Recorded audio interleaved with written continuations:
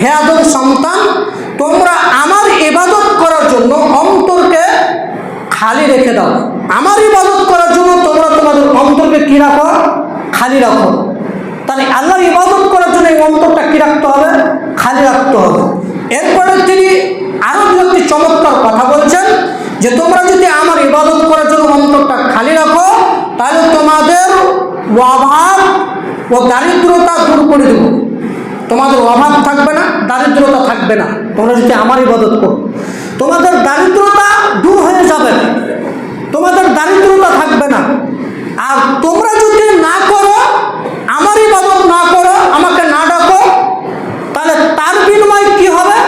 তোমার হাতকে আমি ব্যস্ততা দিয়ে পরিপূর্ণ করে দেব। এত ব্যস্ত করে দেব, তুমি আল্লাহ ইবাদত করার সময় পাবে না। মানে পরিপূর্ণ আল্লাহ এই হাতটা কি করে দেবেন? ব্যস্ত করে দেবেন।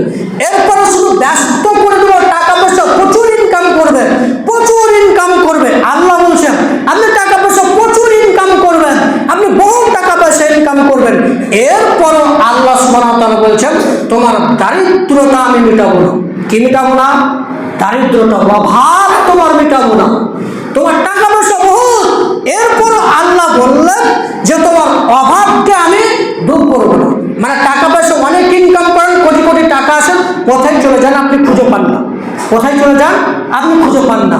তার মানে আল্লাহর ইবাদত করলে দারিদ্রতা কি হয়ে যাবে? দূর হয়ে যাবে, অভাব দূর হয়ে যাবে। আর আল্লাহর ইবাদত না করলে এই হাতটা আল্লাহ পূর্ণ করে দেবেন কি দিয়ে?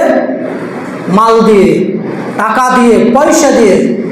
টাকা পয়সা, মাল, ধন সম্পদ সব কিছু থাকবে, তারপরে তোমার অভাব দূর হবে না। কি দূর হবে না?